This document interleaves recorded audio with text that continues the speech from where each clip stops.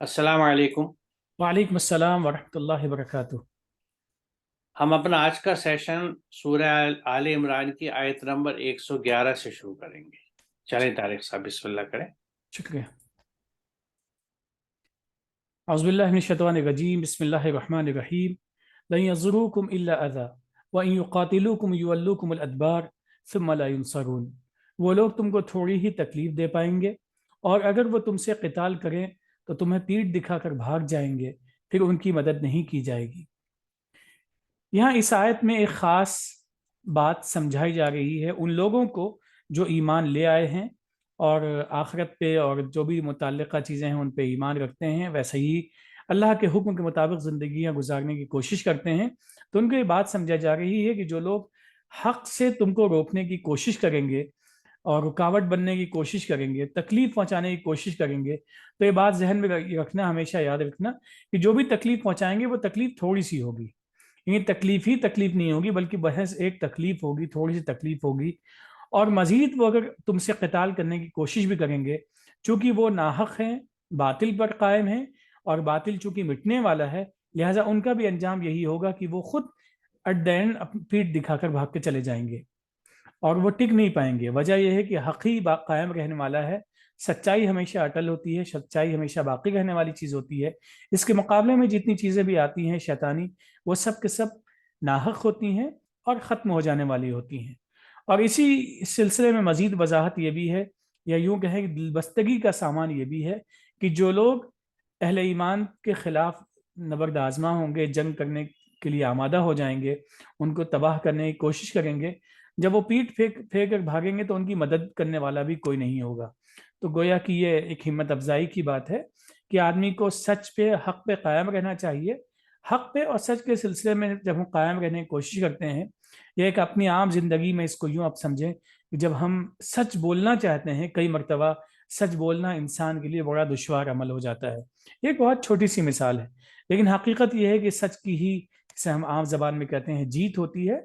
और बाकी इसके अलावा जितनी चीज़ें होती हैं बहरहाल इधर उधर गायब हो जाती हैं, तहलील हो जाती हैं। जी, जैसे पीछे की आयतों को हम देखें तो उसमें ये जिक्र किया गया है कि अल्लाह के अहकामात पे चलने वाले कैसे होते हैं, और उनको खैर उम्मत के तौर पे बताया गया है कि किस तरह से वो अपनी ज़िंदगी में भी अच्छे काम करते हैं और दूसरों को रोकते हैं, और एक पूरा एक माहौल अपने इर्द गिर्द इस तरह का बना के रखते हैं। तो ऐसे लोग जो हक पे हैं, अल्लाह के बताए हुए सही रास्ते पर हैं, जैसा आपने फरमाया, उनको यहाँ ये तसल्ली भी दी जा रही है कि अगर तुम्हें चैलेंज किया जाएगा, तुम्हें तकलीफ पहुंचाने की कोशिश भी की जाएगी, तो वो तुम्हें कोई, यानी जो दुश्मन है, जो बातिल पे हैं लोग, वो ज़्यादा तकलीफ नहीं पहुंचा पाएंगे। इस बात की तसल्ली रखो। और अगर वो जंग पे भी आमादा होंगे और जंग भी करेंगे, तो तुम्हारी साबित कदमी के आगे वो खड़ जाएंगे, पीठ दिखा के भाग जाएंगे।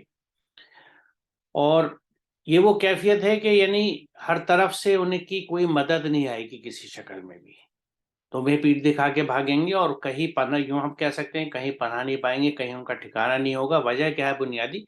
क्योंकि वो बातिल पर हैं, अल्लाह के अहकामात के खिलाफ चलते हैं और हक पे नहीं है।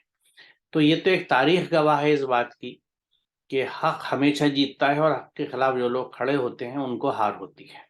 तो जो लोग हक पे हैं उनको यहाँ पे हौसला अफजाई की जा रही है और उनके यकीन को कंसोलिडेट किया जा रहा है इस तरह से।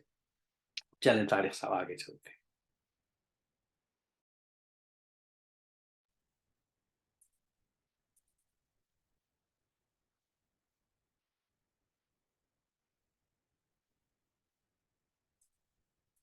ज़ुरिबत अलैहिम ज़िल्लतु ऐनमा सुक़िफ़ू इल्ला बिहब्लिम मिनल्लाहि व हब्लिम मिनन्नास व बाऊ बिग़ज़ब मिनल्लाहि व ज़ुरिबत अलैहिमुल मस्कनह ज़ालिक बिअन्नहुम कानू यकफ़ुरून बिआयातिल्लाह व यक़्तुलूनल अंबियाअ बिग़ैरि हक़्क़ ज़ालिक बिमा असव व कानू यअतदून।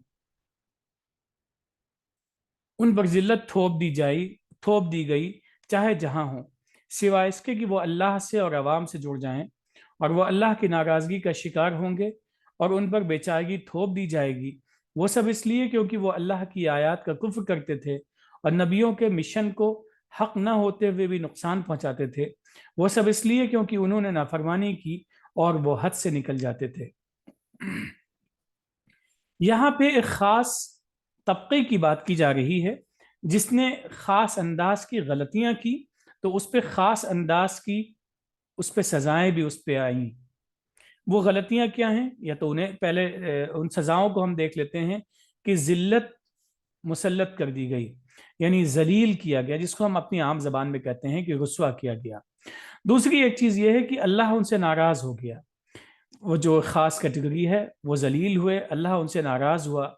تیسری چیز یہ ہے کہ سب کچھ ہونے کے باوجود ان پہ بے چارہ ان کو بنا دیا گیا۔ جیسے کہتے ہیں نا، بعض انسان ہوتے ہیں کہ سب بہت ہی لحیم شہیم ہیں، بہت ہی قوی الجثہ ہیں، اس کے باوجود بھی ان کے اندر اتنی قوت نہیں ہوتی ہے کہ اس سے وہ کچھ کر سکیں۔ بالکل ایسے ہی انسان کے وجود کا بھی ہے کہ سماج میں اس کو عزت کیسے ہے، سماج میں اس کا سلوک لوگوں کا اس کے ساتھ میں کیسے ہے، بہت احترام کا تعلق ہے یا بہت ہی رسوائی کا تعلق ہے، ادب ہے یا نہیں ہے، یہ تمام چیزیں ہیں جو مسکنت بیچارگی میں آتی ہیں۔ اور ان سب چیزوں کی وجہ کیا ہے، یہ جو سزائیں ان کو ملی ہیں اس کی وجہ کیا ہے؟ پہلی غلطی یہ تھی کہ ان لوگوں نے اللہ کی آیات کا کفر کیا۔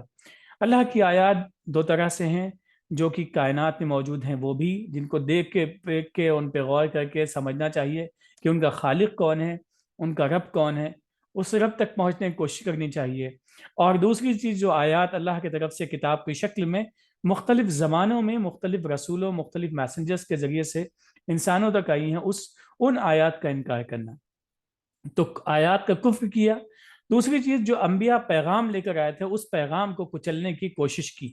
شکلیں اس کی مختلف ہو سکتی ہیں، طریقے مختلف ہو سکتے ہیں، لیکن مجموعی طور پہ یہ ہے کہ وہ پیغام آگے بڑھنے نہ پائے، لوگوں تک پہنچ نہ سکے، اس کو دبانے کچلنے کے لیے جو بھی ذریعے ہو سکتے ہیں ان مختلف ذریعوں کو اپنایا۔ تیسری غلطی یہ تھی کہ نافرمانی کی، یعنی جو باتیں کہی گئیں، جن پہ عمل کرنے کا حکم دیا گیا، ان باتوں سے رک گئے، اور جن باتوں سے روکا گیا ان باتوں پہ عمل کرنے لگے، تو گویا کہ نافرمانی کی۔ چوتھی چیز یہ تھی کہ جو حدیں متعین کی تھیں ان حدوں سے نکلنے والے تھے۔ اب یہ چار چیزیں ایسی ہیں جنہیں ہم، چونکہ قرآن قصوں کو، جو واقعات ہیں پرانے، انہیں اس لیے بیان کرتا ہے کہ ہم ان سے عبرت اور نصیحت لیں۔ اب ہمیں ان چار چیزوں کو اپنے سامنے رکھنا چاہیے کہ اگر ہمیں اللہ کی ناراضگی سے بچنا ہے، ذلت اور رسوائی کے عذاب سے بچنا ہے، بے چارگی کے عذاب سے بچنا ہے، تو ان چار اعمال سے جن کے پہلے لوگ مرتکب ہو چکے ہیں، ان سے ہمیں بچنے کی ضرورت ہے۔ اللہ کی آیت کو کفر نہیں کرنا چاہیے، اللہ کے کا جو پیغام اس کے انبیاء کے ذریعے سے ہمارے پاس میں آیا ہے اس پہ عمل بھی کرنا اور اس کو دوسروں تک پہنچانا بھی یہ ہماری ذمہ داری ہے، اس میں کوتاہی نہیں کرنی چاہیے۔ اسی طریقے سے ہمیں اس کی نافرمانی نہیں کرنی چاہیے، اور ساتھ ہی ساتھ جو حدود اس نے متعین کیے ہیں ان حدود کے ساتھ میں کھیل تماشا نہیں کرنا چاہیے۔ یہ کھیل تماشے کا لفظ ہم نے بالقصد استعمال کیا ہے، کیونکہ کئی مرتبہ ایسا ہوتا ہے کہ ہم چیزوں کو بہت ہی لائٹلی لیتے ہیں اور پھر اسی انداز میں ہم اس کو مینوپولیٹ کرتے ہیں، اسی انداز میں ہم لے کے چلتے ہیں۔ تو بہرحال یہ کہ عبرت و نصیحت کی چیز ہے کہ ان اعمال سے ہم بچیں، ان غلط طریقوں سے، تاکہ ہمارا انجام ویسا نہ ہو جیسا کہ ان لوگوں کا ہوا تھا۔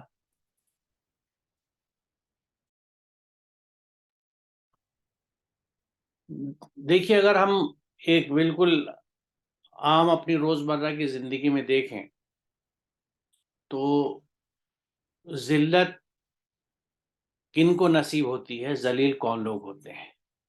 یہ وہ لوگ ہوتے ہیں جو، یا تو میں ایک بالکل جنرلائز بات کہہ رہا ہوں، کہ زبان سے ان سے باتیں ایسی نکلیں یا وہ ایسی باتیں کہیں جو خوشگوار نہیں ہوں، جو لوگوں کو تکلیف پہنچائیں، ان کے دل دکھائیں یا ان کی بے عزتی کریں، اور کام سے اور عمل سے بھی وہ اس طرح کی حرکتیں کریں۔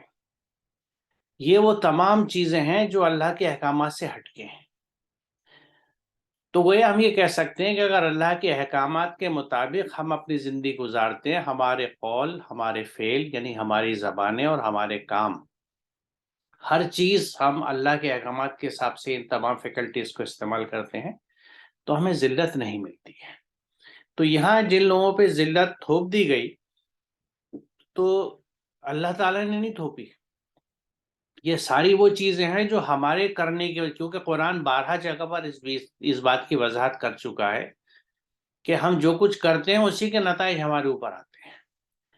تو جو لوگ ذلیل ہوئے یا جنہیں ذلت ملی اس لیے ملی کہ وہ اللہ کے احکامات سے ہٹ کے اپنے انداز سے اپنی خواہشات کے تحت یا اپنے سماج رسم و رواج یا خاندانی طریقوں کے تحت چلنے سے اللہ کے احکامات کے ہٹ جاتے تھے، اللہ کے احکامات کے خلاف چلتے تھے، تو ظاہر ہے نہ ان کو عزت ملتی ہے نہ ان کو صحیح ڈھنگ سے کامیابی ملتی ہے۔ اگلے حصے میں یہی بات کہی گئی ہے کہ یہ ذلت ان پہ تھوپ دی گئی چاہے جہاں ہو، یعنی کہیں پہ بھی ہو، کنی کنڈیشنز میں ہو، سوائے اس کے کہ وہ اللہ سے اور عوام سے جڑ جائے۔ دیکھیے پیچھے ابھی جن آیتوں کا ہم نے ذکر کیا ہے وہاں اللہ کی رسی سے جڑنے کے لیے، یعنی قرآن سے جو ایک ناطہ ہے جڑنے کا، اس کا مضبوطی کا حکم دیا گیا تھا۔ تو یہ لوگ جو قرآن سے بھی کٹے ہوئے ہیں اور عوام سے بھی کٹے ہوئے ہیں، عوام سے بھی رشتہ منقطع ہو گیا ہے، کیوں؟ کیونکہ اس کا ایک رخ تو یہ ہو سکتا ہے کہ اگر ہم ایک خاص قوم کو دیکھیں جو پیچھے گزری، جس کا ذکر یہاں کے تعلق میں بھی ہوتا ہے، کہ وہ اپنے آپ کو چنندہ قوم کہتے تھے، چوزن پیپل، تو اس کا تعصب جو ہوتا تھا وہ ان کو دوسرے لوگوں سے الگ رکھتا تھا عام طور سے، کہ ہم تو بہتر ہیں، ہم ان سے بہتر ہیں کیونکہ اللہ نے ہمیں چن رکھا ہے۔ اس وجہ سے آدمی اپنے سماج سے، اپنے گرد و پیش سے کٹتا ہے۔ دوسری یہ کہ جب اللہ کے احکامات پہ جو بھی شخص نہیں چلتا تو عموماً وہ خود غرض اور سیلف سینٹرڈ ہوتا ہے، تو وہ اس انداز کی، اس کی روش، نہ اس کا اخلاق، نہ اس کے معاملات، نہ کردار ہوتا ہے کہ لوگ اس سے جڑ سکیں۔ تو یعنی اسے ہم اس طرح کہہ سکتے ہیں کہ جو اللہ سے جڑتا ہے، یعنی اللہ کی رسی کو پکڑتا ہے، اللہ کے کلام کو سمجھ کے اس پہ عمل کرتا ہے، تو جو اللہ سے جڑتا ہے وہ لوگوں سے بھی جڑ جاتا ہے۔ جو اللہ سے کٹتا ہے، اللہ کے راستے کو چھوڑ دیتا ہے، اس کی ہدایت کو چھوڑ دیتا ہے، وہ بھی لوگوں سے کٹ جاتا ہے۔ تو یہی ایک ایکسیپشن یہاں پہ دیا گیا ہے کہ اللہ سے اور عوام سے، اس وجہ سے کیونکہ اللہ کی ہدایت، کیونکہ دیکھیے قرآن کریم اس بات کی بہت ایمفیسس کرتا ہے کہ انسانیت کے رشتے کو برقرار رکھا جائے۔ رشتوں کے تعلق سے رشتوں کو قائم رکھنے کے لیے بارہا جگہ پر قرآن کے بہت اہم اور واضح احکامات ہیں، جس میں قربت کے رشتے بھی ہیں، جس میں خاندان کے یعنی ارحام کے رشتے جنہیں کہا جاتا ہے وہ بھی رشتے ہیں، اور انسانی قدروں کے انسانی رشتے بھی ہیں۔ تو ان رشتوں سے جو الگ ہوتا ہے بیسیکلی وہ وہی ہوگا جو اللہ سے بھی الگ ہوا ہوا ہوگا، جو اللہ کی رسی کو چھوڑے ہوا ہوگا، اللہ سے ڈسکنیکٹ ہوا ہوگا۔ تو یہ بیسیکلی وہ لوگ ہیں جنہوں نے اللہ کی رسی کو چھوڑ دیا ہے، اس کے راستے کو چھوڑ دیا ہے، اس کی ہدایت کو چھوڑ دیا ہے، تو نتیجتاً وہ عوام سے بھی دور ہو گئے ہیں، ان لوگوں نے ان سے بھی دوری اختیار کر دی اور وہ ہو گئے، اس کی وجہ سے وہ اللہ کی ناراضگی کا شکار ہوں گے۔ اب ناراضگی کا شکار ہوں گی، یہ پیچھے لعنت کے سلسلے سے ہم گفتگو کر چکے ہیں کہ جو اللہ کے احکامات سے ہٹتا ہے وہ اللہ سے دوری پہ چلا جاتا ہے، یعنی اللہ کی تمام رحمتوں سے وہ دور ہو جاتا ہے، اور ایسے میں اس کے اوپر سوائے قسمہ پرسی کی اور کوئی کیفیت نہیں بچتی ہے۔ ان سب کی بنیادی وجہ اس آیت میں بتائی جا رہی ہے، یہ سب اس لیے ہے کیونکہ وہ اللہ کی آیت کا کفر کرتے تھے، اور ان آیات کو، ان ہدایات کو لینے والے جو نبی آئے ہیں یا آتے تھے اوور دا ٹائمز، ان کے مشن کو نقصان پہنچانے کو، ختم کرنے کو، ڈائلیوٹ کرنے کو، بے اثر کرنے کے لیے پوری کوششیں کیا کرتے تھے۔ تو پہلی بات کیا رہی کہ آیات سے کفر کرتے تھے، یعنی ان آیات سے یا تو انکار کر دیتے تھے، یا ان کو پیٹ پیچھے ڈال دیتے تھے، یا ان کو چھپا کے ڈھک کے رکھ دیتے تھے کہ بھئی جو چیزیں ہم نے بتائی نا، جو طریقے ہم نے بتائے، ہم کیوں بتا رہے ہیں؟ کیونکہ ہمارے آبا و اجداد ایسی کرتے چلے آ رہے ہیں، ہمارے بڑے ایسی کرتے چلے آ رہے ہیں، تو لہٰذا یہ ایسے ہی کرو۔ اب کس وجہ سے کیا سوچتے تھے، لیکن یہ آیات اللہ کی پیچھے ہوا کرتی تھی، انہیں پیچھے ڈال دیا جاتا تھا، اور چونکہ جو نبی موجود تھے یا جو کتاب ہدایت وہ چھوڑ کے دنیا سے رخصت ہو چکے تھے، اس سے ہٹانے کے لیے وہ اپنی یعنی ہدایتیں یا اپنے انداز سے جس طرح سے وہ ہدایت کو سمجھتے تھے یا رکھنا چاہتے تھے، اس طرح سے کہ جس میں انہیں بھی یہ گنجائش رہے کہ اپنے من مانے کام کر سکیں، اپنی مرضی کے کام کر سکیں، تو اس طرح سے اس ہدایت کو اور اس مشن کو بھی نقصان پہنچاتے تھے، یعنی اس کو ایک طرح سے ختم کرنے کی، اس کو قتل کرنے کی کوشش ہوتی تھی۔ کیونکہ پچھلے سیشنز میں ہم ڈسکس کر چکے ہیں کہ قتلہ کا مطلب صرف جسمانی طور سے ہلاک کرنا ہی نہیں ہے، یقیناً وہ بھی ہے، لیکن یہ بھی ہے کہ کسی چیز کو آپ بے اثر بنا دیں، انفیکٹو بنا دیں، اس کو زائل کر دیں، ڈائلیوٹ کر دیں، یہ سب چیزیں قتلہ میں شامل آتی ہیں۔ تو یہ لوگ نبیوں کے مشن کو اس طرح سے ڈیمیج پہنچاتے تھے۔ اس سلسلے میں اچھا دیکھیں، چونکہ ان کے اعمال خراب تھے، لہٰذا اس کی وجہ سے ہی ان کے یعنی جو زندگی پہ ان کے اثرات تھے وہ بھی خراب تھے، اور اللہ کی ناراضگی بھی وجہ بھی یہی تھی۔ یہاں میں ایک بہت اہم آیت ہے قرآن کی، اس کو مزید سامنے رکھنا چاہوں گا کہ یہاں بہت چھوٹی سی لیکن بڑی اہم بات کہی گئی ہے کہ وہ ولیہم بما کانوا یعملون، وہ اللہ جو ہے وہ ان کا سرپرست یا کارساز ہے ان کے اعمال کی وجہ سے جو وہ کرتے تھے۔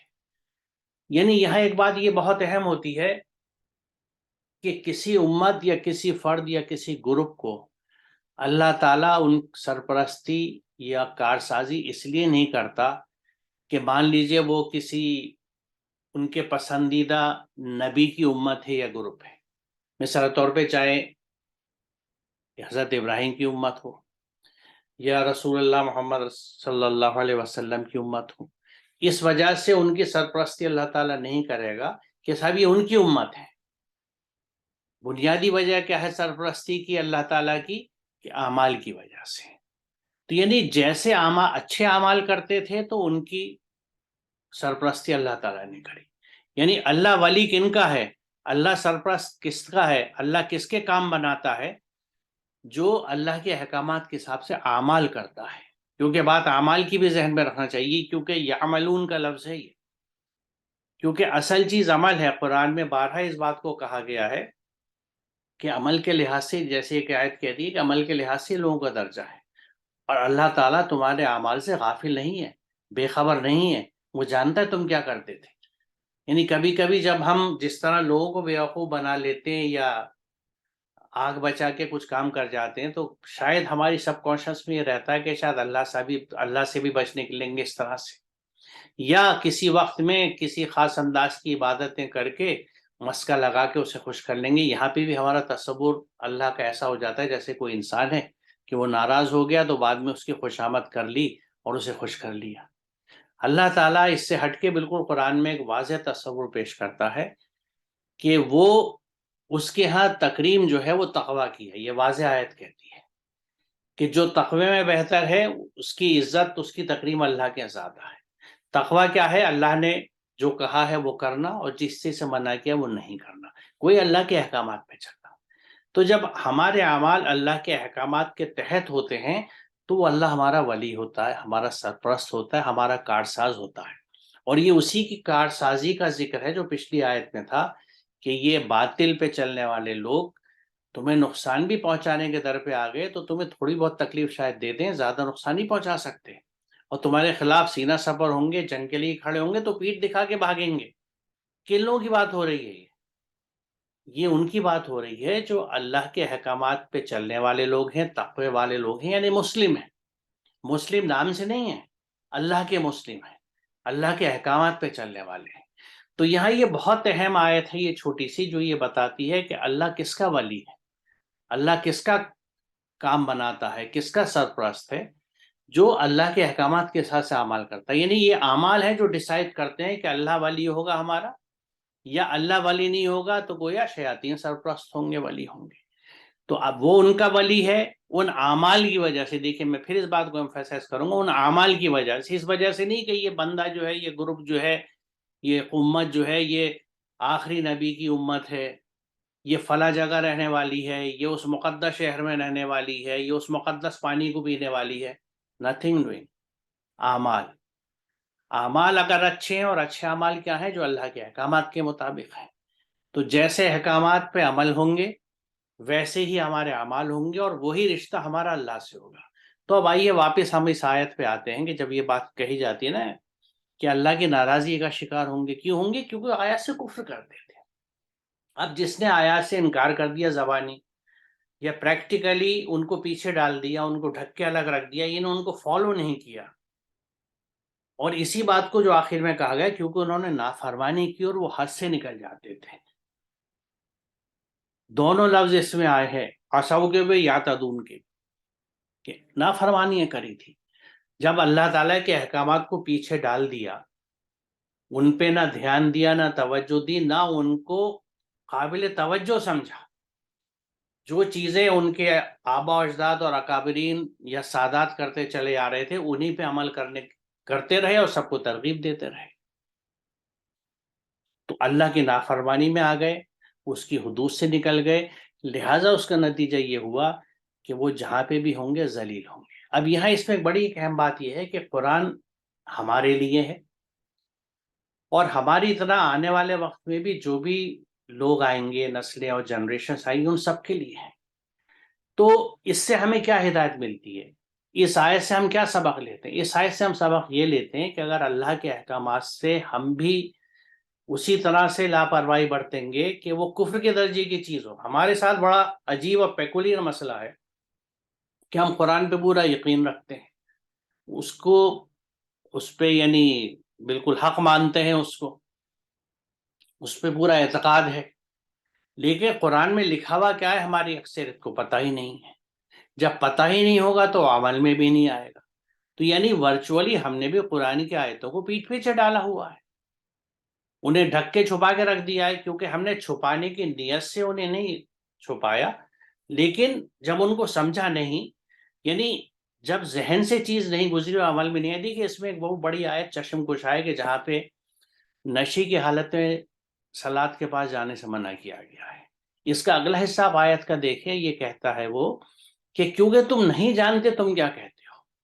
یعنی جاننا، بوجھنا، سمجھنا اتنا اہم ہے کہ وہ سلسلہ صلات کا جس کا قائم کرنے کا ایک حکم واضح قرآن میں جگہ جگہ ہے، اقیم الصلاۃ، اس میں بھی جانے سے روکا جا رہا ہے. کیونکہ اگر تم سمجھتے نہیں، تمہارا ذہن کام نہیں کر رہا. اب جس کا ذہن پرماننٹلی یوں کام نہ کرے کہ وہ جانتا ہی نہیں کیا لکھا ہوا ہے، تو اس کی کیفیت کیا ہوگی؟ تو ہر اس قوم، فرد، گروپ کے لیے یہ اللہ کے احکامات ہیں جو اللہ کی آیت کا کفر کرتے ہیں عملاً، یا ان پہ عمل نہیں کرتے فار واٹ ایور ریزن، اور نافرمانی کرتے ہیں اور حدود سے باہر نکل جاتے تھے. کہ حدود سے باہر ہر وہ شخص نکل جائے گا جس کو معلوم نہ ہو کہ حد کیا ہے. اسی لیے آپ دیکھیں گے کہ آج کل فیفا ورلڈ کپ چل رہا ہے، تو اس میں گول کیپر کے یعنی گول پوسٹ کے پاس ایک ڈی کر کے بنائی جاتی ہے. وہ ایک لمٹ ہوتی ہے کہ اس لمٹ کے اندر کے کچھ قوانین ہیں، اس سے باہر کے قوانین ہیں. ایک سینٹرل لائن ہوتی ہے، اس سے جو ادھر کراس کر گیا اس کے قوانین دوسرے ہیں جو ادھر کر گیا. تو گویا ہر جگہ حد بندی کی جاتی ہے، اور جب آدمی ایکشن میں ہوتا ہے تو وہ ان حدود کو یاد نہیں رکھ پاتا، یا یہ خطرہ ہوتا ہے وہ باہر نکل جائے گا، تو ان کو واضح کر کے دیا جاتا ہے. جیسے پلے فیلڈ پہ نشان لگائے جاتے ہیں. ہر کھیل کو آپ دیکھیں گے، آپ ٹینس دیکھیے، بیڈمنٹن دیکھیے، آپ کو باؤنڈریز دکھیں گی، حد مقرر ہوگی کہ اس حصہ سے باہر شٹل گئی یا بال گئی. ایون ٹیبل ٹینس میں تو اللہ تعالیٰ نے جو زندگی ہمیں گزارنے کے لیے جو رسی میں ڈھیل دی ہے، اس کی حدود بنا دی ہے. یہ حدود ہمیں ہی خود اپنے اوپر لاگو بھی کرنی ہوں گی اور اپنا ڈیمارکیشن خود کرنا ہوگا. یہ ہماری اپنی ایفرٹ ہوگی، اس کے لیے کوئی کچھ نہیں کر سکتا کہ ہم اللہ کی حدود کو سمجھیں اور ان دائروں کے اندر رہیں. اب جب آپ اللہ کے احکامات ہی کو نہیں جانتے تو وہ دائرے کہاں سے آپ بنائیں گے؟ آپ نے کبھی فٹ بال نہیں کھیلی، ٹینس نہیں کھیلی یا بیڈمنٹن نہیں کھیلی، اور آپ سے کہیں کہ کورٹ کا لے آؤٹ بنائیے، جا کے چاک پاؤڈر لے جائیے اور لائننگ کر لیجیے، تو آپ کیسے کریں گے؟ آپ جانتے ہی نہیں ہیں. تو جب تک ہم اپنی حدود کو نہیں پہچانیں گے، ہمیں کیا پتا ہم کس وقت حدود سے نکل گئے. حدود کو پہچاننے کے لیے قرآن سمجھنا ضروری ہے، اللہ کے احکامات کو سمجھنا اور اس کے نوٹس بنانا ضروری ہے کہ مجھے کیا چیز کرنے کا حکم ہے، کس چیز سے مجھے روکا گیا ہے. تو اگر یہ چیزیں ہم کر رہے ہیں تو ہم یہ نہ سمجھیں کہ اس آیت کا یا اللہ کے احکامات کا اطلاق ہم پہ نہیں ہوتا، یا وی آر ناٹ کنسرنڈ، یا ہمیں یہ ایڈریس نہیں کیا جا رہا. قرآن کتاب ہدایت ہے، ہمیں قصے سنانے کے لیے نہیں آئی ہے. اگر اس میں کوئی چیز رکھی ہے تو اللہ تعالیٰ نے حکمت سے رکھی ہے، کیونکہ اس نے پچھلی قوموں کی مثالیں دے کے جگہ جگہ مثالوں کی مدد سے تمثیلی انداز ہے قرآن کا سمجھایا ہے ہمیں کہ دیکھو کیا ہوتا ہے. سورہ قمر میں تو دیکھیں گے آپ کتنی قوموں کا ذکر ہے، اور یہ بتایا گیا کہ کس طرح سے انہوں نے اللہ کے احکامات کو توڑا اور پھر کس طرح وہ عذاب زدہ ہوں. تو یہ ہمیں اللہ میں قصے نہیں سنا رہی ہے، ہمیں وارننگ دے رہا ہے کہ دیکھو یہ ہو چکا ہے اور کہیں تم تو ایسا نہیں کر رہے. اور اگر ہم واقعی ایسا کر رہے ہیں تو یہ ہمیں الرٹ ہونے کا اور جاگنے کا وقت ہے. میرے خیال میں طارق صاحب یہاں رکتے ہیں آج، جی ہاں مناسب اور ہے. انشاءاللہ اگلے سیشن میں سے آگے چلیں گے. السلام علیکم. علیہ السلام ورحمۃ اللہ.